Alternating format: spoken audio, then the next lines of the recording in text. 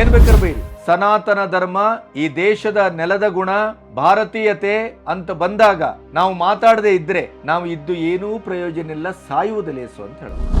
ಹಿಂದೂಗಳಾಗಿ ಹುಟ್ಟಿ ಹಿಂದೂ ಧರ್ಮವನ್ನ ಇವತ್ತು ಟಾರ್ಗೆಟ್ ಮಾಡಲಾಗ್ತಾ ಇದೆ, ನಮ್ಮ ನಂಬಿಕೆಯ ನೆಲೆಯನ್ನೇ ಇವತ್ತು ಧ್ವಂಸಗೊಳಿಸಲಾಗ್ತಾ ಇದೆ ಅಂತ ಆದ್ರೆ ಆವಾಗಲೂ ನಾವು ಬಾಯಿ ಮುಚ್ಕೊಂಡು ಕೂತ್ಕೊಳ್ತೇವೆ ಅಂತ ಆದ್ರೆ ಹಸಿ ಹಸಿ ಸುಳ್ಳುಗಳನ್ನೇ AI ಮೂಲಕ ವಿಡಿಯೋ ಮೂಲಕ ಈ ಮತಿಗೆಟ್ಟವರು ಮತಿಗೆಡಿಸುವವರು ಬಂದು ನಮ್ಮ ಧರ್ಮದ ಮೇಲೆ ಈ ತರ ಮಾಡ್ತಾರೆ ಅಂತ ಆದ್ರೆ ನಮ್ಮ ಮೂಗಿನ ನೇರಕ್ಕೆ ಯಾವ ಅರ್ಥವನ್ನ ಕಲ್ಪಿಸ್ತೇವೋ ಆ ಅರ್ಥ ತನಿಖೆಯಲ್ಲಿ ತಮಗೆ ಸಿಗಲಿಲ್ಲ ಅಂತ ಆದ್ರೆ ಅದು ಸುಳ್ಳು, ಅದನ್ನು ಕೊಂಡ್ಕೊಳ್ಳಲಾಗಿದೆ, ಸಾಕ್ಷ್ಯ ನಾಶ ಮಾಡಲಾಗಿದೆ. ಸಾಕ್ಷ್ಯ ನಾಶ ಮಾಡುವ ದುಷ್ಟತನವನ್ನ ಅವರು ನಿರಂತರವಾಗಿ ಮಾಡ್ಕೊ ಬಂದಿದ್ದಾರೆ ಅಂತ ಆದ್ರೆ ಆ ಸಾಕ್ಷ್ಯ ನಾಶ ಮಾಡಿದ್ರಲ್ಲೇ ನಿಮಗೆ ಸಾಕ್ಷಿ ಇರ್ಬೇಕಲ್ಲ.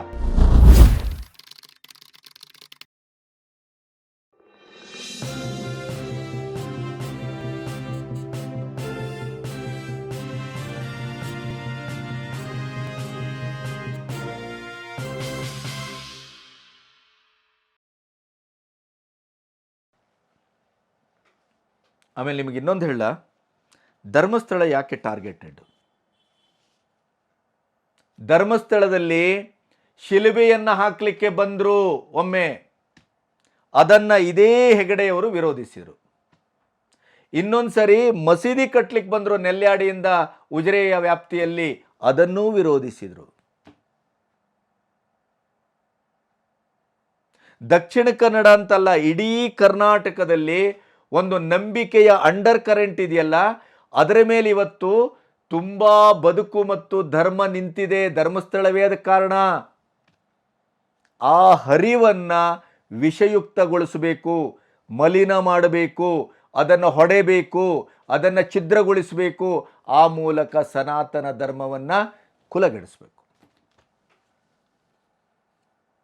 ಈ ರೀತಿಯ ಒಂದು ಷಡ್ಯಂತ್ರ ನಡೀತಾ ಇದೆ ಅಂತ DK ಶಿವಕುಮಾರಿಗೆ ದಾಖಲೆ ಸಮೇತ ಗೊತ್ತಾಗತ್ತೆ.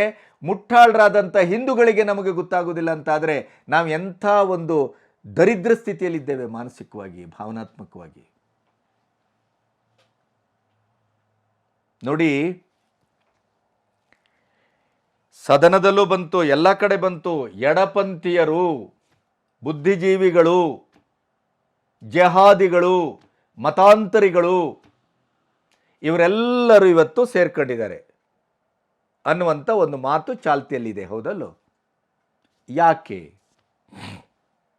ನೋಡಿ, ಈ ದೇಶದ ಸ್ವತಂತ್ರ ಭಾರತದ 75 ವರ್ಷದಲ್ಲಿ, ಅದಕ್ಕೂ ಮುಖ್ಯವಾಗಿ ನೆಹರು ಕಾಲದಲ್ಲಿ ನಮ್ಮ ದೇಶದ ಚರಿತ್ರೆಯನ್ನ, ನಮ್ಮ ದೇಶದ ಸ್ವಾತಂತ್ರ್ಯ ಚಳುವಳವನ್ನು, ನಮ್ಮ ದೇಶದ ಮೇಲೆ ನಡೆದಂಥ ದಾಳಿಯನ್ನ, ಕ್ರೂರಿಗಳನ್ನ, ಬೀಭತ್ಸವಾಗಿ ಮತಾಂತರ ಮಾಡಿದಂಥವರನ್ನ, ಈ ಗಿಲ್ಜಿ ಅಂತ ಸಂಸ್ಕೃತಿಯನ್ನ, ಚಂಡಾಳರನ್ನ ಸಂಪೂರ್ಣವಾಗಿ ದೇವಮಾನವರಾಗಿ ಸೃಷ್ಟಿಸಿ ನಮ್ಮ ಭಾರತೀಯ ಇಡೀ ಸಂಸ್ಕೃತಿ, ಈ ನೆಲದ ಗುಣ, ನಮ್ಮ ಒಂದು ಚಾಹರೆ, ನಮ್ಮ ವೇದ, ನಮ್ಮ ಉಪನಿಷತ್ತು, ನಮ್ಮ ನಂಬಿಕೆಯ ನೆಲೆಗಳು, ಇವನ್ನೆಲ್ಲವನ್ನು ಸಂಪೂರ್ಣವಾಗಿ ತಿದ್ದಿ ಅದನ್ನು ಅಪಭ್ರಂಶಗೊಳಿಸಿ ಭಾರತದ ಸ್ವತಂತ್ರ ಭಾರತಕ್ಕೆ ಶಿಕ್ಷಣದ ಮೂಲಕ ಒಂದು ಬೇರೆಯೇ ಚರಿತ್ರೆಯನ್ನು ನಿರ್ಮಿಸಿಕೊಟ್ಟು ಈ ದೇಶದ ದಿಕ್ಕು ದಿಸೆಯನ್ನು ತಪ್ಪಿಸಿ ಅದಕ್ಕೊಂದು ಗತಿಗೋತ್ರ ಇಲ್ಲದೆ ಇದ್ದಂಥ ಸ್ಥಿತಿಗೆ ತಂದದ್ದಿದ್ರೆ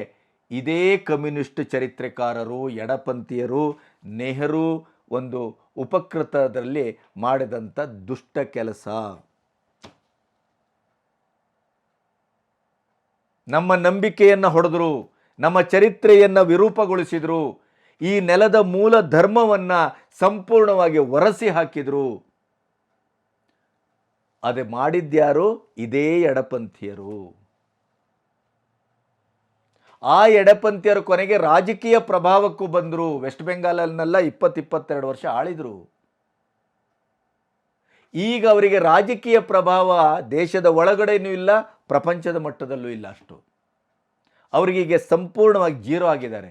ಈಗ ಅವರು ಏನು ಮಾಡ್ತಾ ಇದ್ದಾರೆ ಗೊತ್ತಾ? ಸ್ಲೀಪರ್ ಸೆಲ್ಗಳವರು ಇದೇ ಜೇಹಾದಿಗಳೊಟ್ಟಿಗೆ, ಮತಾಂತರಿಗಳೊಟ್ಟಿಗೆ ಕೈ ಜೋಡಿಸಿ ಭಾರತದ ಈ 11 ವರ್ಷದಲ್ಲಿ ಏನು ಪುನರುತ್ಥಾನದ ಒಂದು ಮಹಾಕ್ರಾಂತಿ ಆಗ್ತಾ ಇದೆಯಲ್ಲ ಸನಾತನ ಧರ್ಮದ್ದು ಮೋದಿಯವರ ನೇತೃತ್ವದಲ್ಲಿ, ಅದನ್ನು ಎದುರಿಸುವುದು ಹೇಗೆ?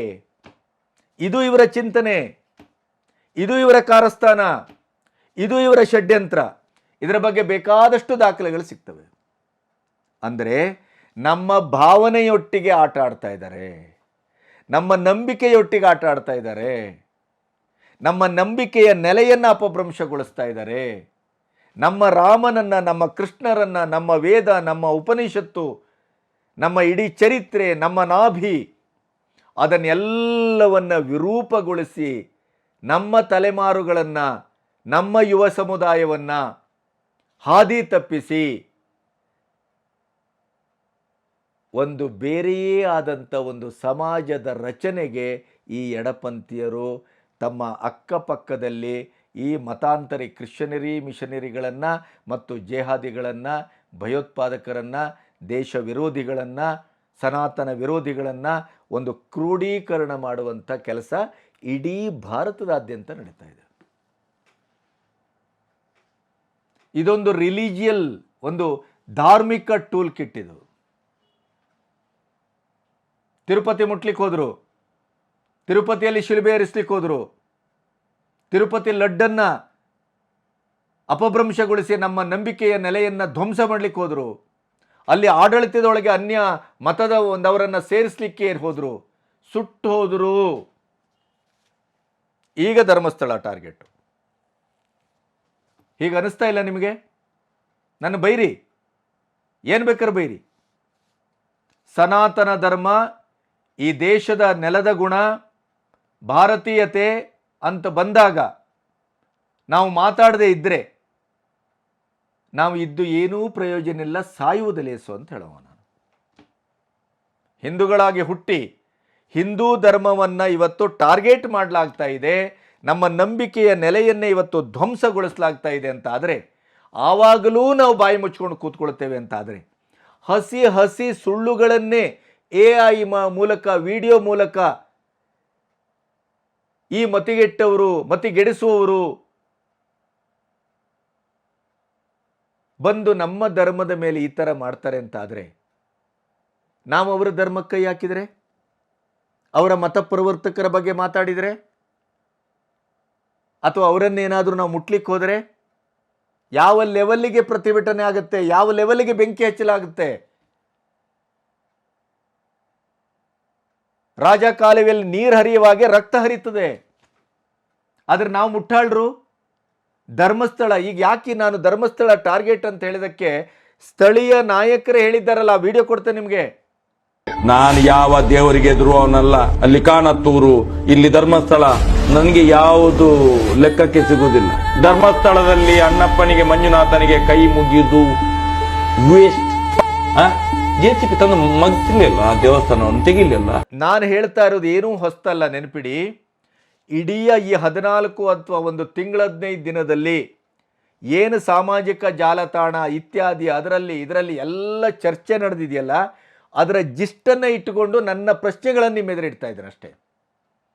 ನಾನೇನು ಸಂಶೋಧನೆ ಮಾಡಿಲ್ಲ ಅಥವಾ ನಾನೇನು ದೊಡ್ಡ ಇಲ್ಲಿ ಕಡಿದುಳಿಸ್ತೇನೆ ಅಂತ ಭಾವಿಸ್ಬೇಡಿ. AI ವಿಡಿಯೋದವನೇ 16 ವಿಡಿಯೋ ನೋಡಿ ಆಮೇಲೆ ಸ್ಥಳೀಯ ನಾಯಕ ಮತ್ತು ಉತ್ತರ ಕರ್ನಾಟಕದ ನಾಯಕರಿಬ್ಬರು ಹೇಳಿದ್ದನ್ನು ಕೇಳಿ ಅವರೇ ನನಗೆ ಸೋರ್ಸು ಅಂತ ಹೇಳಿ ದೊಡ್ಡ ಲೆಕ್ಕ ರಿಸರ್ಚ್ ಮಾಡಿ ಅಲ್ಲ, ದೊಡ್ಡ ಲೆಕ್ಕ ಮಾಡಿ ಯಾರು ಕೊಟ್ಟಿದ್ರು ನಿಂಗೆಲ್ಲ ಇನ್ಫಾರ್ಮೇಶನ್? ಏನಿಲ್ಲ ಬ್ರೋ, ಗಿರೀಶ್ ಮಟ್ಟಣ್ಣ ಸರ್, ಆಮೇಲೆ ಅವ್ರು ಮಹೇಶ್ ತಿಮ್ರೋಡಿ ಸರ್ ತುಂಬಾ ಇಂಟರ್ವ್ಯೂಸ್ ಕೊಟ್ಟಾರ. ಅವರು ಅವ್ರದ್ದೊಂದು ಎಲ್ಲಾರು ಒಂದು ಕುತ್ಕೊಂಡು ಒಂದು 50-60 ಇಂಟರ್ವ್ಯೂ ನೋಡಿ ಅಲ್ಲ.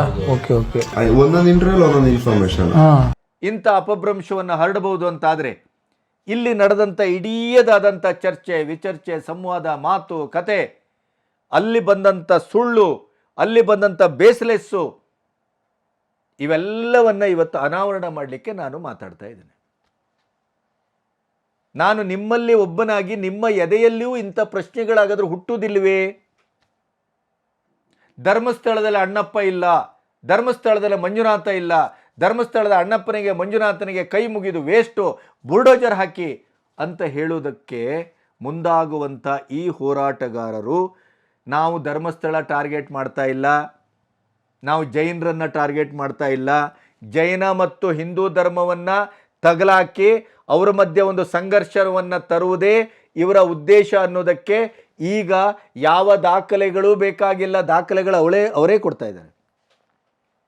ಧರ್ಮಸ್ಥಳವನ್ನು ಟಾರ್ಗೆಟ್ ಮಾಡ್ತಾ ಇಲ್ಲ, ಮಂಜುನಾಥನನ್ನು ಟಾರ್ಗೆಟ್ ಮಾಡ್ತಾ ಇಲ್ಲ, ಹಿಂದೂ ಧರ್ಮವನ್ನು ಟಾರ್ಗೆಟ್ ಮಾಡ್ತಾ ಇಲ್ಲ, ನಂಬಿಕೆಯನ್ನು ನಾವು ಟಾರ್ಗೆಟ್ ಮಾಡ್ತಾ ಇಲ್ಲ ಅನ್ನುವರು ಧರ್ಮಸ್ಥಳದ ಮಂಜುನಾಥನಿಗೂ ಅಣ್ಣಪ್ಪನಿಗೂ ಬುಲ್ಡೋಜರ್ ಹಾಕಿ ಅನ್ನೋದರ ಅರ್ಥ ಏನು ಅನ್ನೋದನ್ನು ನೀವು ಕೇಳಬೇಕು, ನಾನಲ್ಲ. ಅನಿಸೋದಿಲ್ವ ನಿಮಗೆ? ಒಂದು ಧರ್ಮಸ್ಥಳದ ಮಂಜುನಾಥನ ನಂಬಿಕೆ ಇಲ್ಲದೇ ಇದ್ದರೆ ಈ ಸಮಾಜದ ಕಥೆ ಏನಾಗ್ತಾ ಇತ್ತು?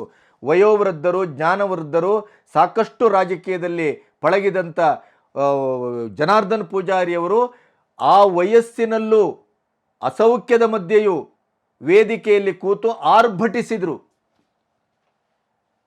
ಮಂಜುನಾಥನ ಇಲ್ಲದೆ ಈ ಸಮಾಜವನ್ನು ಕಲ್ಪಿಸಿಕೊಳ್ಳಿಕ್ಕೆ ಸಾಧ್ಯ ಇಲ್ಲ. ಮಂಜುನಾಥನ ನಂಬಿಕೆಯೇ ನಮ್ಮ ಬದುಕನ್ನು ನೇರ್ಪುಗೊಳಿಸಿದ್ದು, ನಮ್ಮ ಬದುಕನ್ನು ಹುಟ್ಟು ಹಾಕಿದ್ದು, ನಮ್ಮ ಬದುಕನ್ನು ಆವಿಷ್ಕರಿಸಿದ್ದು ಅಂತ. ಅಂದರೆ ಈ ಎಲ್ಲ ಗೊಂದಲಗಳು, ಈ ಎಲ್ಲ ಸಂಶಯಗಳು ನಿಮ್ಮ ಎದೆಯಲ್ಲೂ ಹುಟ್ಟುವುದಿಲ್ವೇ, ಹುಟ್ಟಬಾರದೆ? ಇದು ನನ್ನ ಪ್ರಶ್ನೆ. ಹೇಗೆ ನಮ್ಮನ್ನು ಮಂಗ ಮಾಡಲಾಗ್ತಾ ಇದೆ? ನಮ್ಮ ಮುಗ್ಧತೆಯನ್ನು, ನಮ್ಮ ದೌರ್ಬಲ್ಯವನ್ನು, ನಮ್ಮ ನಿಷ್ಕ್ರಿಯತೆಯನ್ನು ಹೇಗೆ ಬಳಸ್ಕೊಳ್ಳಾಗ್ತಾ ಇದೆ? ನಾವು ಒಗ್ಗಟ್ಟಾಗುವುದಿಲ್ಲ ಅಂತ ಅವರಿಗೆ ದೇವರನೇ ಗೊತ್ತು.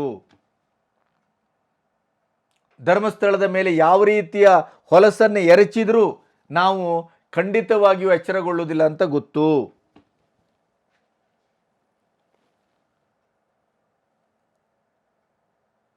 ಹೀಗಾಗಿ ನಮ್ಮ ದೇವಸ್ಥಾನಗಳನ್ನು, ನಮ್ಮ ನೆಲೆಗಳನ್ನು ಟಾರ್ಗೆಟ್ ಮಾಡ್ತಾ ಇರುವಂಥ ಒಂದು ಷಡ್ಯಂತ್ರ ನಡೀತಾ ಇದೆ ಅನ್ನೋದನ್ನು ಇವತ್ತು ಡಿ ಕೆ ಶಿ ಅವರು ಹೇಳ್ತಾರೆ ಅಂತ ಆದರೆ ಅವರ ಹತ್ರ ಪ್ರಬಲವಾದ ಸಾಕ್ಷ್ಯಗಳಿದೆ. ಇಡೀಯದಾದಂಥ ಪ್ರಕರಣ. ಯಾರಾದರೂ ಧರ್ಮಸ್ಥಳದ ಪರವಾಗಿ ಅಥವಾ ಧರ್ಮಸ್ಥಳದ ಆ ಕೇಂದ್ರದ ಪರವಾಗಿ, ಧರ್ಮಸ್ಥಳದ ಶ್ರದ್ಧಾ ನೆಲೆಯ ಪರವಾಗಿ ಮಾತಾಡಿದ್ರೋ ಅವರನ್ನು ಸಂಪೂರ್ಣವಾಗಿ ಬೆತ್ತಲುಗೊಳಿಸುವಂಥ, ಟಾರ್ಗೆಟ್ ಮಾಡುವಂಥ ಒಂದು ದೊಡ್ಡ ಷಡ್ಯಂತ್ರ ನಡೀತಾ ಇದೆ. ಧರ್ಮಸ್ಥಳದ ಶ್ರದ್ಧಾ ಕೇಂದ್ರದ ಪರವಾಗಿ ಯಾರಾದರೂ ವಾದಿಸಿದರೆ ಅವರು 1000 ಗಟ್ಟಲೆ ವ್ಯೂಸನ್ನು ಪಡಿತಾರೆ. ಅದೇ ಧರ್ಮಸ್ಥಳದ ವಿರುದ್ಧವಾಗಿ ಬಾಯಿಗೆ ಬಂದ ಹಾಗೆ ಬೊಗಳಿದರೆ, ಮಾತಾಡಿದರೆ ಲಕ್ಷ ಮಿಲಿಯನ್ ಗಟ್ಟಲೆ ವ್ಯೂಸ್ ಸಿಗ್ತಾ ಇದೆ. ಇದರ ಮರ್ಮ ಏನು ಅನ್ನೋದು ಇವತ್ತು ಹುಡುಕಾಟ ನಡಬೇಕು.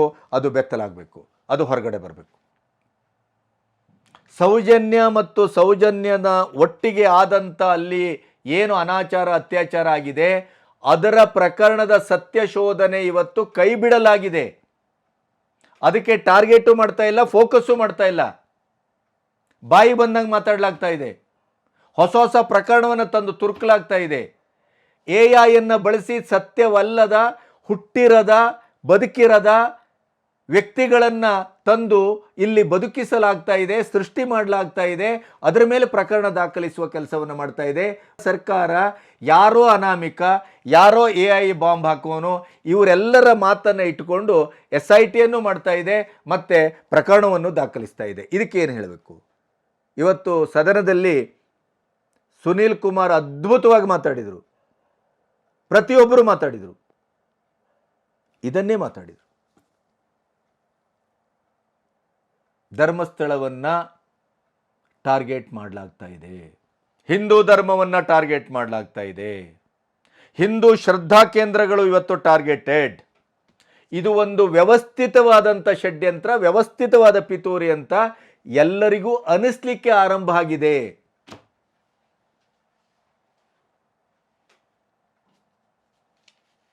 ಇದು ಈ ಪ್ರಶ್ನೆಯನ್ನು ಇಟ್ಕೊಂಡು ಈ ಪ್ರಕರಣವನ್ನು ನೋಡಬೇಕಾದಂಥ ಅನಿವಾರ್ಯತೆ ಇದೆ ಅಂತ ನಿಮಗೆ ಅನಿಸುವುದಿಲ್ಲವೇ?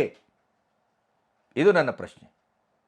ಶಾಸಕರ ಭವನದಲ್ಲಿ ಟಾಯ್ಲೆಟ್ಗೆ ಸಾರ್ವಜನಿಕರು ಬರುವಲ್ಲಿ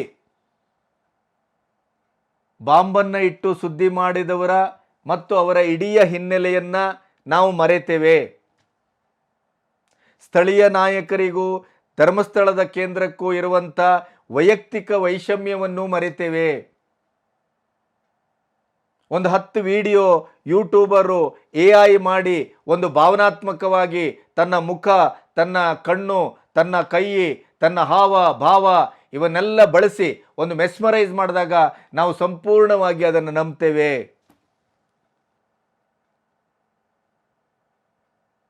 ಒಂದು ಚರ್ಚ್ ಬಗ್ಗೆ, ಒಂದು ಮಸೀದಿಯ ಬಗ್ಗೆ, ಒಂದು ಪ್ರವರ್ತಕರ ಬಗ್ಗೆ ಒಂದು ವಿಡಿಯೋ ಮಾಡಿ ದಕ್ಕಿಸ್ಕೊಳ್ಳಿ ನೋಡೋಣ. ಅದರ ಅರ್ಥ ಧರ್ಮಸ್ಥಳ ಹೆಗಡೆಯವರ ಕುಟುಂಬ ಇನ್ವಾಲ್ವ್ ಆಗಿದ್ದಿದ್ರೆ ಈ ಪ್ರಕರಣದಲ್ಲಿ ಅವರನ್ನು ಕ್ಷಮಿಸಬೇಕು, ಅವರನ್ನು ಇದನ್ನು ರಕ್ಷಿಸಬೇಕು ಅನ್ನೋದು ನನ್ನ ದೇವರಣೆಗೂ ನನ್ನ ವಾದ ಅಲ್ಲ. ಉಪ್ಪು ತಿಂದವರು ನೀರು ಕುಡಿಯಲೇಬೇಕು, ತಪ್ಪಿತಸ್ಥ ಹೊರಗೆ ಬರಲೇಬೇಕು.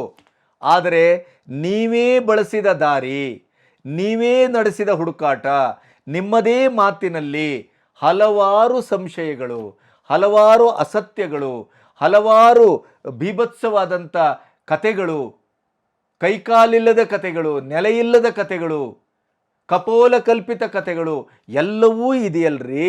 ಅದೇ ನಮ್ಮ ಪ್ರಶ್ನೆ, ಹೌ ಇಟ್ ಈಸ್ ಪಾಸಿಬಲ್, ಹೇಗೆ ಇದು ಸಾಧ್ಯ? ಒಂದು ನರೇಟಿವನ್ನು ಈ ಲೆವೆಲಲ್ಲಿ ಸೃಷ್ಟಿ ಮಾಡಲಿಕ್ಕೆ ಸಾಧ್ಯನೇ ಅನ್ನುವಂಥ ವಿಸ್ಮಯ ಹುಡ್ತಾ ಇದೆ ನನಗೆ. ನಮ್ಮ ಸಮಾಜ ಇಷ್ಟು ಮತಿಗೆಟ್ಟಿದೆಯಾ? ಇಷ್ಟು ದಡ್ಡತನದಿಂದ ಕೂಡಿದೆಯಾ? ವಿವೇಚನಾ ಶಕ್ತಿಯನ್ನು ಸಂಪೂರ್ಣ ಕಳ್ಕೊಂಡಿದೆಯಾ? ಹಾಗಾದರೆ ತರ್ಕ ಅಂತಲೇ ಇಲ್ವೇ ಇಲ್ವಾ? ತಾರ್ಕಿಕತೆ ಅಂತಲೇ ಇಲ್ವಾ? ಏನಾಗಿದೆ? ಯಾರೋ ಒಬ್ಬ ಉದ್ಭವ ಶಿವಲಿಂಗದಾಗ ಬಂದ್ಬಿಟ್ಟ, AI ಬಳಸದ, ಕಣ್ಣಾರೆ ಕಂಡಂಗೆ ಹೇಳ್ಬಿಟ್ಟ, ಅವನೇ ಕಂದಲಿ ಹಿಡ್ಕೊಂಡೋದವನು. ನಮ್ಮ ಲೀಲಾ ವಿನೋದ ಬರೆದ್ರಲ್ಲ ನಮ್ಮ ರವಿ ಬೆಳಗೆರೆ, ರಾಜ್ಕುಮಾರ್ ಲೀಲಾವತಿಗೆ ನಾನೇ ಲಾಂಟನ್ ಹಿಡಿದಾಗೆ ಪುಸ್ತಕ ಬರೆದ್ರಲ್ಲ, ಆ ಥರ ಅವರು ಅಕ್ಷರಗಳ ಮೂಲಕ, ಆ ಒಂದು ಮಾಂತ್ರಿಕತೆಯ ಮೂಲಕ ಅದನ್ನು ನಂಬಿಸುವ ಪ್ರಯತ್ನ ಮಾಡಿದ್ರು. ಇವರ ತುಟಿ, ಭಾಷೆ, ಮುಗ್ಧತೆ, ರೂಪ, ಆಮೇಲೆ AI, ಅದರ ಮೂಲಕ ಇಡೀ ಸಮಾಜವನ್ನು ಇವತ್ತು ಬೇರೆಯೇ ದಾರಿಗೆ, ನಮಗೆ ಗೊತ್ತಿಲ್ಲದ ಹಾಗೆ ಕೊಂಡೋಗುವಂಥ ಒಂದು ಕೆಲಸ ನಡೀತಾ ಇದೆ. Be careful. ಈ ಅನಾಮಿಕನನ್ನ, ಮುಸುಕುದಾರಿಯನ್ನ ಮೊದಲು ಪ್ರಶ್ನಿಸಬೇಕು, ತನಿಖೆಗೆ ಒಳಪಡಿಸಬೇಕು.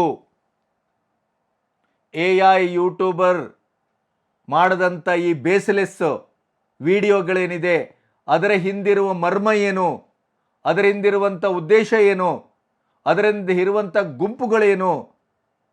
ನಮ್ಮ ಶ್ರದ್ಧಾ ಕೇಂದ್ರದ ಮೇಲೆ ದಾಳಿ ನಡೆದಾಗ, ನಮ್ಮ ಶ್ರದ್ಧಾ ಕೇಂದ್ರದ ಆವರಣದಲ್ಲಿ ಏನೋ ಘಟನೆ ನಡೆದಾಗ ಇನ್ನೊಂದು ಮತೀಯ ಸಂಘಟನೆ ಬಂದು ಅಲ್ಲಿ ಪ್ರತಿಭಟನೆ ಮಾಡುವ ಅಗತ್ಯ ಏನಿದೆ? ಆ ಸಮಾಜದ ಒಳಹುಳುಕುಗಳು, ಕೊಳಕುಗಳು, ಅಮಾನುಷ ಘಟನೆಗಳ ಬಗ್ಗೆ ನಾವೇನಾದರೂ ಮಾತಾಡಿದರೆ ನಮ್ಮನ್ನು ಬಿಡ್ತಾರಿಯೇ? ಒಂದು ಹಿಜಾಬಿನ ಬಗ್ಗೆ ಮಾತಾಡಿದ್ರೆ ಇಡೀ ಸಮಾಜ ಮುಗಿಬಿತ್ತು. ಇನ್ನು ಅವರ ಬಗ್ಗೆ, ಅಲ್ಲಿರುವಂಥ ಕೊಳಕುಗಳ ಬಗ್ಗೆ ನಾವು ಮಾತಾಡಿದ್ರೆ ಗೋವಿಂದ. ಅದೇ ನಮ್ಮ ಧರ್ಮ, ಇದು ಅಪ್ಪ ಇಲ್ಲ ಅಮ್ಮ ಇಲ್ಲದೆ ಅಂತ ಅನಾಥ. ಯಾರು ಬೇಕಾದರೂ ಬುದ್ಧಿಜೀವಿಗಳಾಗಬೇಕಾ? ರಾಮನ ಬೈಗ್ರಿ, ಕೃಷ್ಣನ ಬೈರಿ, ವೇದ ಉಪನಿಷತ್ ಬೈರಿ, ಮನು ಮನು ಮನು ಅಂತ ಒಂದಿಷ್ಟು ಹೊಡೆರಿ, ನೀವು ದೊಡ್ಡ ಬುದ್ಧಿಜೀವಿಗಳಾಗ್ಬಿಡ್ತೀರಿ.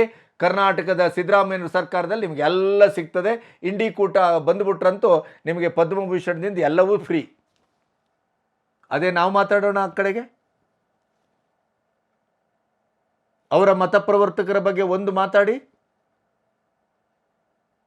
ಹೆಂಗಾಗತ್ತದು? ಇವತ್ತಿಲ್ಲಿರುವ ಎಡಚರು, ಇಲ್ಲಿರುವ ಬುದ್ಧಿಜೀವಿಗಳು, ಇಲ್ಲಿರುವ ಪ್ರೋಗ್ರೆಸಿವ್ ಥಿಂಕರು, ಇವರೆಲ್ಲರೂ ನಮ್ಮ ಧರ್ಮ ಬೈದೇ ಬೆಳೆದವರು. ಅದೇ ಆ ಕಡೆ ಮುಖ ಮಾಡೋದಿಲ್ಲ, ಬಿರಿಯಾನಿ ತಿನ್ಕೊಂಬರ್ತಾರೆ. ನೋ, ಅಲ್ಪಸಂಖ್ಯಾತರು, ದರಿದ್ರರೇ ನಾವು ಅಲ್ಪಸಂಖ್ಯಾತರಾಗ್ತಾ ಇದ್ದಾರೆ, ನೆನಪಿಡಿ ಎಲ್ಲ ದೃಷ್ಟಿಯಿಂದ. ಇವತ್ತು ಧರ್ಮಸ್ಥಳದ ಪ್ರಕರಣದಲ್ಲಿ ಅವರು ಪ್ರಭಾವ ಬೀರಿದಷ್ಟು, ಅವರು ಗಟ್ಟಿಯಾಗಿ ನಿಂತಷ್ಟು ಅಂತಾರಾಷ್ಟ್ರೀಯ ಮಟ್ಟದ ಪಾಕಿಸ್ತಾನದ ಟಿವಿಯು ಮಾತಾಡ್ತದೆ, ದುಬೈನ ಟಿವಿ ಮಾತಾಡ್ತದೆ.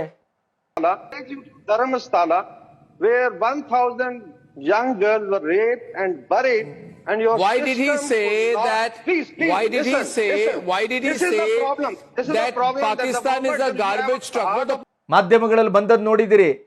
ದಿನಕ್ಕೆ ಎಷ್ಟೆಷ್ಟು ಲಕ್ಷ ಅವರ ಬ್ಯಾಂಕ್ ಅಕೌಂಟ್ಗೆ ಬರ್ತಾ ಇದೆ ಅನ್ನೋದನ್ನು ಗಮನಿಸಿದ್ದೀರಿ. ಅದಕ್ಕೂ ಉತ್ತರ ಕೊಡಬೇಕಾಗತ್ತೆ ಈ ಹೋರಾಟಗಾರರು. ಬಾಯಿ ಮಾತಲ್ಲಿ ಹೇಳುವುದಲ್ಲ, ಪ್ರತಿಯೊಂದಕ್ಕೂ ಉತ್ತರದಾಯಿತ್ವವನ್ನು ಹೊರಬೇಕು.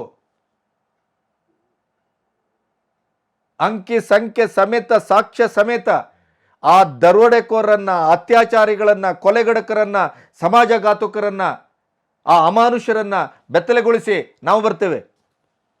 ಸೌಜನ್ಯನಿಗೆ ನ್ಯಾಯ ದೊರಕಿಸಿಕೊಡತಕ್ಕದ್ದು, ಸೌಜನ್ಯನಿಗೆ ನ್ಯಾಯ ಸಿಗತಕ್ಕದ್ದು. ಸೌಜನ್ಯ ನಮ್ಮ ಹೋರಾಟದ, ಪಿತೂರಿಯ, ಷಡ್ಯಂತ್ರದ, ಒಂದು ಸಮಾಜ ಒಡೆಯುವ, ಧರ್ಮವನ್ನು ನಾಶ ಮಾಡುವ, ನಂಬಿಕೆಯನ್ನು ಸಂಪೂರ್ಣವಾಗಿ ನುಚ್ಚುನೂರು ಮಾಡುವ ಅಸ್ತ್ರ ಆಗಕೂಡದು. ಅದಾಗುತ್ತಾ ಇದೆ ಅನ್ನೋದೇ ಡಿ.ಕೆ. ಶಿವಕುಮಾರ್ ಅಧಿಕೃತವಾಗಿ ಹೇಳಿದ್ದಾರೆ. ಸದನದಲ್ಲಿ ಇವತ್ತು ಅದ್ಭುತವಾದ ಚರ್ಚೆ ಆಗಿದೆ ಆ ವಿಷಯದಲ್ಲಿ. NIA ಕುಕ್ಕರ್ ಬಾಂಬ್ನಿಂದ ಹಿಡಿದು ಪ್ರತಿಯೊಂದು ಇವತ್ತು ಈ ಪ್ರಕರಣದ ಹಿಂದೆ ಏನು ನಡೀತಾ ಇದೆ ಅನ್ನೋದನ್ನು ಸಾಕ್ಷ್ಯ ಸಮೇತ ಹೇಳ್ತಾ ಇದೆ. ಕೊನೆಗೂ ದಕ್ಷಿಣ ಕನ್ನಡ ಇಡೀಯದಾಗಿ ಯಾವ ರೀತಿಯಲ್ಲಿ ಇವತ್ತು ಒಂದು ಕುದಿ ಬಾಂಬ್ ಆಗಿದೆ ಅನ್ನೋದು ನಿಮ್ಗೆ ಗೊತ್ತಿದೆ. ಧರ್ಮದ ನೆಲೆಯಲ್ಲಿ ಅದಕ್ಕೆ ಯಾರ್ಯಾರೆಲ್ಲ ಕಾರಣರು ಅಂತಲೂ ಗೊತ್ತಿದೆ. ಹಾಡೆ ಹಗಲು ನಡೆದಂಥ, ಸುರತ್ಕಲ್ ನಡೆದಂಥ ಶೆಟ್ಟಿಯ ಕೊಲೆ ಹಿಂದೆ ಎಲ್ಲೆಲ್ಲಿಂದ ಫಂಡ್ ಬಂದಿದೆ ಅಂತ NIA ಈಗ ಮೊನ್ನೆ ಲೆಕ್ಕಾಚಾರ ಕೊಟ್ಟಿದೆ. ಸುಹಾಸ್ ಶೆಟ್ಟಿ ಕೊಲೆ. ಇನ್ನೊಂದು ಬಹಳ ಮುಖ್ಯವಾದಂಥ ಪ್ರಶ್ನೆಯನ್ನು ಕೇಳಬೇಕು ನಾನು. ಇದೇ ಸಂತೋಷ್ ಒಬ್ಬ ಅಪರಾಧಿ, ಆರೋಪಿ, ಅವನೇ ಮಾಡಿದ್ದು ಅಂತ ಸ್ಥಳೀಯ ಹೋರಾಟಗಾರರು, ಮುಖಂಡರು 2013ರಲ್ಲಿ ಹೇಳಿದ್ರು ಅಂತ ನಿಮಗಾಗಲೇ ಹೇಳಿದ್ದೇನೆ ನಾನು. ಕೊನೆಗೆ ಸಾಕ್ಷ್ಯಾಧಾರದ ಕೊರತೆ, ಡೌಟ್ ಆಫ್ ಎವಿಡೆನ್ಸ್, ಈ ಆಧಾರದಲ್ಲಿ ಅವರು ಹೊರಗಡೆ ಇದ್ದಾರೆ. ಹೊರಗಡೆ ಬಂದಾಗ ಅವರು ನಿರಪರಾಧಿ ಅಂತ ಹೇಳಿ ಅದನ್ನು ಸಾಕ್ಷೀಕರಿಸಿದ್ದು ಕೂಡ ಮೊದಲು ಯಾರ ಅಪರಾಧಿ ಎಂದಿದ್ರು ಅವನಿಗೆ ಮರಣದಂಡನೆ ಆಗಬೇಕು ಅನ್ನುವಂಥ ಶಬ್ದಗಳಲ್ಲಿ ಮಾತಾಡಿದ್ರು ಅದೇ ವ್ಯಕ್ತಿ. ಆದರೆ ಯಾರು ನನಗೆ ಅಣ್ಣಪ್ಪ ದೇವರೇ ಬಂದು ಹೇಳಿದರು 4 ಜನ ನನ್ನ ಮಗಳ ಮೇಲೆ ಅತ್ಯಾಚಾರ ಅನಾಚಾರ ಮಾಡಿಕೊಂಡ್ರು ಅಂತ ಏನು ಸೌಜನ್ಯ ಅವರ ತಾಯಿ ಹೇಳಿದ್ರು, ಕೊನೆಗೆ ಅಣ್ಣಪ್ಪನ ಸನ್ನಿಧಾನದಲ್ಲಿ ಅದನ್ನು ಹೇಳಲಿಕ್ಕೆ ಅವರು ಇಷ್ಟಪಡಲಿಲ್ಲ. ಆ ಪ್ರಶ್ನೆ ಬೇರೆ, ಅದನ್ನು ಹೇಳಿದ್ದೇನೆ. ಅವರು 4 ಜನ ಬ್ರೈನ್ ಮ್ಯಾಪಿಂಗ್ ಒಳಗಾದರು, ಮಂಪರು ಪರೀಕ್ಷೆಗೆ ಒಳಗಾದರು. ಆ ಆಧಾರದಲ್ಲಿ ಕೋರ್ಟಿನ ಟ್ರಯಲ್ ನಡೆದು ಅದರಿಂದ ತೀರ್ಪು ಬಂತು. ಆದರೆ ಸಂತೋಷ್ ಯಾಕೆ ಮಂಪರು ಪರೀಕ್ಷೆಗೆ ಒಳಗಾಗ್ತಾ ಇಲ್ಲ? ಸಂತೋಷರನ್ನ ಮಂಪರು ಪರೀಕ್ಷೆ ಮಾಡಬೇಕು ಅಂತ ಯಾಕೆ ಹೋರಾಟಗಾರರು ಒತ್ತಡ ತರ್ತಾ ಇಲ್ಲ? ಅದೇ ರೀತಿಯಲ್ಲಿ ಈಗ ನಮ್ಮ ದಕ್ಷಿಣ ಕನ್ನಡದ SP ಇದನ್ನು ಆರಂಭದಲ್ಲೇ ಹೇಳಿದರು. ಸಂತೋಷ್ ಕುಮಾರ್ ಹೇಗೆ ಬ್ರೈನ್ ಮ್ಯಾಪಿಂಗಿಗೆ ಒಳಪಡುವುದಿಲ್ಲ ಅಂತ ಹೇಳಿದ್ನೋ, ಅವನನ್ನು ಒಳಪಡಿಸಬೇಕು ಅಂತ ಯಾವ ಹೋರಾಟಗಾರರೂ ಪಟ್ಟು ಹಿಡಿತಾ ಇಲ್ಲ. ಹೋರಾಟಗಾರರು ಒಂದು ತೀರ್ಮಾನಕ್ಕೆ ಬಂದಾಗೋಗಿದೆ ಅಂತ. ಇವರೇ ಅತ್ಯಾಚಾರಿಗಳು, ಇವರೇ ದಗಾಕೋರರು, ಇವರೇ ಮೋಸಗಾರರು, ಇವರೇ ಕಳ್ಳರು, ಇವರೇ ಅಪರಾಧಿಗಳು ಅಂತ ಅವರು ತೀರ್ಮಾನಕ್ಕೆ ಬಂದಾಗೋಗಿದೆ. ಆ ತೀರ್ಮಾನಕ್ಕೆ ಒಪ್ಪದೇ ಇರುವವರೆಲ್ಲರೂ ಅವರ ವಿರೋಧಿಗಳು, ಮತ್ತು ಎಲ್ಲರೂ ಅವರಿಗೆ ನಂಬಿಕೆಗೆ ಅರ್ಹರಲ್ಲ. ಅದು ನಾವು ಬಂತು, ನೀವು ಬಂತು, ಸರ್ಕಾರ ಬಂತು, ತನಿಖೆ ಬಂತು, ಅಥವಾ ನ್ಯಾಯಾಲಯ, ಎಲ್ಲವೂ ಅಷ್ಟೇ. ಇದೇ ಅನಾಮಿಕ ಬಂದಾಗಲೂ ಈಗೇನಾಗ್ತಾ ಇದೆ? ಸರ್ಕಾರವೂ ಹೇಳ್ತಾ ಇದೆ, ಉಸ್ತುವಾರಿ ಸಚಿವರು ಹೇಳ್ತಾ ಇದ್ದಾರೆ, ಸ್ವತಃ ಮುಖ್ಯಮಂತ್ರಿಗಳು ಹೇಳ್ತಾ ಇದ್ದಾರೆ, ವಿರೋಧ ಪಕ್ಷದವರು ಹೇಳ್ತಾ ಇದ್ದಾರೆ, ಗೃಹ ಮಂತ್ರಿಗಳು ಹೇಳ್ತಾ ಇದ್ದಾರೆ. ಏನು? ಅವನ ಮಂಪರು ಪರೀಕ್ಷೆ ಮಾಡತಕ್ಕದ್ದು. ಅದನ್ನು ಆರಂಭದಲ್ಲೇ, ಕಂಪ್ಲೇಂಟ್ ಆದ ಆರಂಭದಲ್ಲೇ ದಕ್ಷಿಣ ಕನ್ನಡದ SP ಅರುಣ್ ಕೆ ಅವರು ಮಂಪರು ಪರೀಕ್ಷೆ ಇವರನ್ನು ಮಾಡಬೇಕು ಅನ್ನುವಂಥ ಒಂದು ಪಟ್ಟು ಹಿಡಿದಿದ್ರು. ಅಪ್ಲಿಕೇಶನ್ ಕೂಡ ಹಾಕಿದ್ರು. ಯಾಕೆಂತಂದರೆ ಅವರಿಗೆ ಗುಪ್ತಚರ ಇಲಾಖೆಯ ಸ್ಪಷ್ಟ ಮಾಹಿತಿ ಇತ್ತು ಅನ್ನೋದನ್ನು ಒಂದು ಕಡೆ ಅವರು ವ್ಯಕ್ತಪಡಿಸಿದ್ದಾರೆ. ಹಾಗಾಗಿ ಈ ಅನಾಮಿಕ ಇವತ್ತು ನಮ್ಮ ತೆರಿಗೆಯ ಹಣವನ್ನು ಉಪಯೋಗಿಸಿ ಒಂದೇ ಒಂದು ಸಾಕ್ಷ್ಯವೂ ಸಿಕ್ಕಿಲ್ಲ. ಹೊಂಡ ಆಗದು ಕೊನೆಗೆ ಎಲ್ಲ ಒಂದು ತಾಂತ್ರಿಕ ಮೋಸ್ಟ್ ಮಾಡರ್ನ್ ಟೆಕ್ನಾಲಜಿ ಬಳಸಿದ್ರು.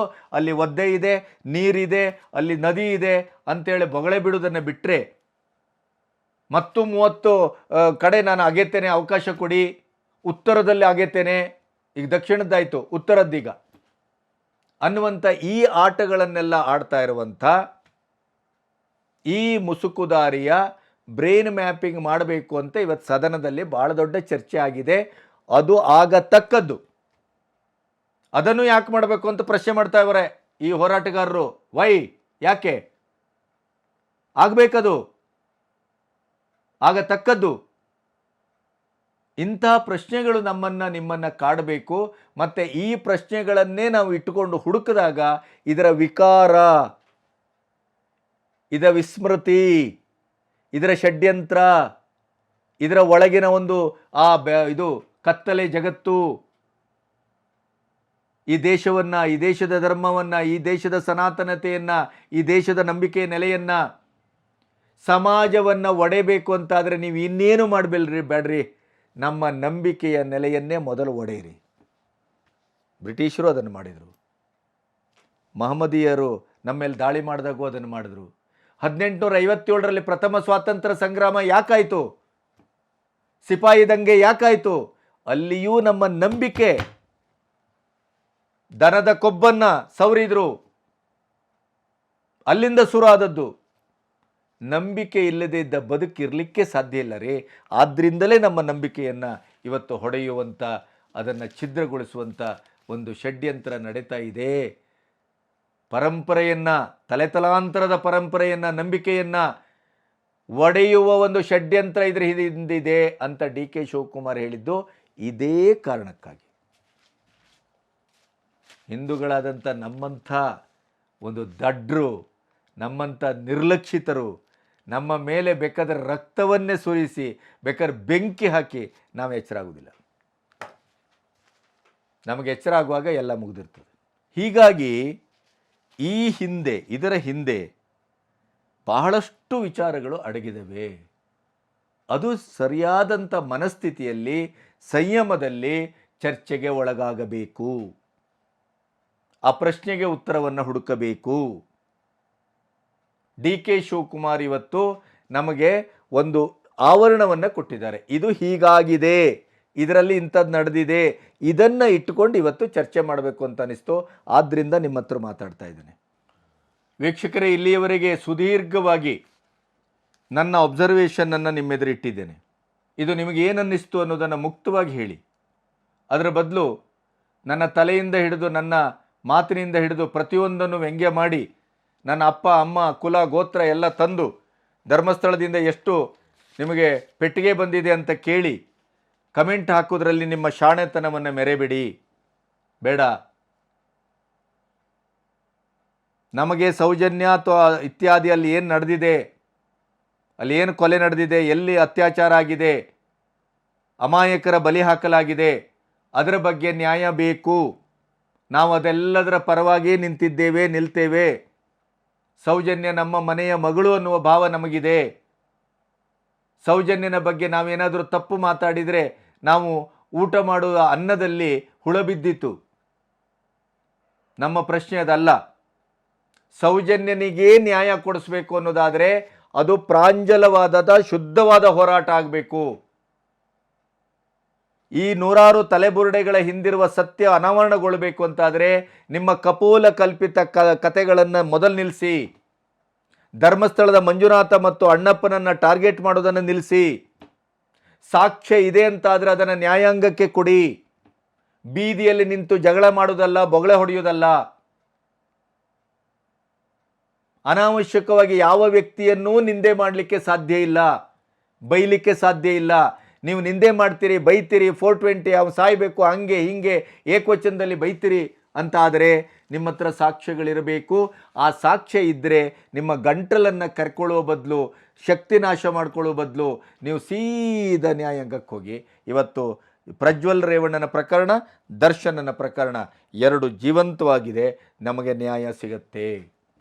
ಇರುವ ಎಲ್ಲ ವ್ಯವಸ್ಥೆಗಳನ್ನೂ ನಂಬುವುದಿಲ್ಲ ನೀವು ಅಂತಾದರೆ ಕೊನೆಗೇನು ಮಾಡ್ತೀರಿ? ಏನು ಧರ್ಮಸ್ಥಳ ಹೆಗಡೆಯವರು ಮನೆಗೆ ಹೋಗಿ ನುಗ್ಗು ಹೊಡಿತೀರಾ? ಅಲ್ಲಿ ನ್ಯಾಯ ಕೊಡಿಸ್ಬೇಕಾ? ಅಲ್ಲಿ ನ್ಯಾಯ ಸಿಗುತ್ತಾ? ಸಿಗುವುದಿಲ್ಲ ತಾನೇ.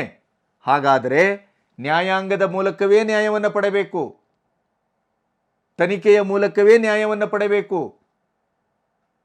ಅದನ್ನು ನಾವು ನಂಬಬೇಕು.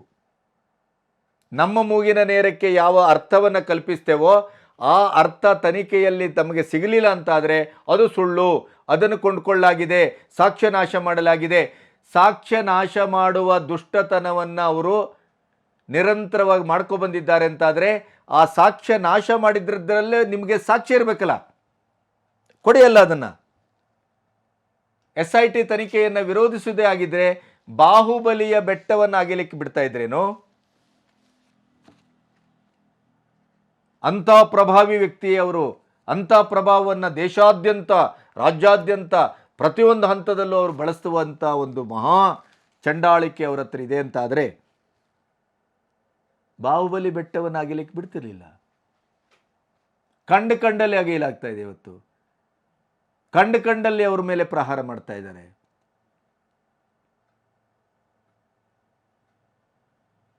ಈ ಪ್ರಶ್ನೆಗಳಿಗೆ ನಾವು ಉತ್ತರವನ್ನು ಹುಡುಕಬೇಕಾಗಿದೆ. ಹಿಂದೂ ಸಮುದಾಯ ಮುಖ್ಯವಾಗಿ ಯಾರೋ ಏನೋ AI ಮಾಡಿ ತಲೆ ಅಲ್ಲಾಡಿಸ್ಬಿಡ್ತಾರೆ ಅಂತ ನಾವು, ನನಗೆ ಎಂಥ ಆಶ್ಚರ್ಯ ಅಂತಂದರೆ ಎಂತೆಂಥವರೆಲ್ಲ ಇದಕ್ಕೆ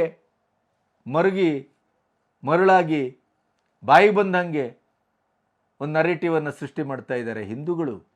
ಆಶ್ಚರ್ಯ ಅಂದರೆ ಅದನ್ನು ನೋಡಿ ಕೇಳಿ ರೋಸಿ ಹೋಗಿ ಕೊನೆಗೆ ನಾನು ಇವತ್ತು ನನ್ನ ಅಭಿಪ್ರಾಯವನ್ನು ನಿಮ್ಮ ಎದುರು ವ್ಯಕ್ತಪಡಿಸಬೇಕಾಯಿತು. ಮುಕ್ತವಾಗಿ ಮಾತಾಡಿದ್ದೇನೆ. ನನಗೆ ಯಾವುದೇ ರೀತಿಯ ಯಾವ ಆಮಿಷವೂ ಇಲ್ಲ, ಆಮಿಷಕ್ಕೆ ಒಳಗಾಗಿಯೂ ಇಲ್ಲ, ಒಳಗಾಗುವುದೂ ಇಲ್ಲ. ನನ್ನ ಸ್ವತಂತ್ರ ಪತ್ರಿಕೋದ್ಯಮ, ಸ್ವತಂತ್ರವಾಗಿ ಮಾತಾಡಿದ್ದೇನೆ, ನೇರವಾಗಿ ಮಾತಾಡಿದ್ದೇನೆ, ನನ್ನ ಪ್ರಶ್ನೆಗಳನ್ನು ನಿಮ್ಮೆದುರು ಇಟ್ಟಿದ್ದೇನೆ. ಇದೆಲ್ಲವೂ ಚರ್ಚೆಗೊಳಗಾದಂಥ ಪ್ರಶ್ನೆಗಳೇ, ಆದರೆ ಆ ಪ್ರಶ್ನೆಗಳನ್ನು ಒಟ್ಟಾಗಿ ಇಡುವ ಪ್ರಯತ್ನ ಮಾಡಿದ್ದೇನೆ. ಒಂದು ಹೊಸ ಸಂವಾದಕ್ಕೆ ದಾರಿ ಮಾಡಿಕೊಡುವ ಪ್ರಯತ್ನ ನನ್ನದು. ನಮಸ್ತೆ.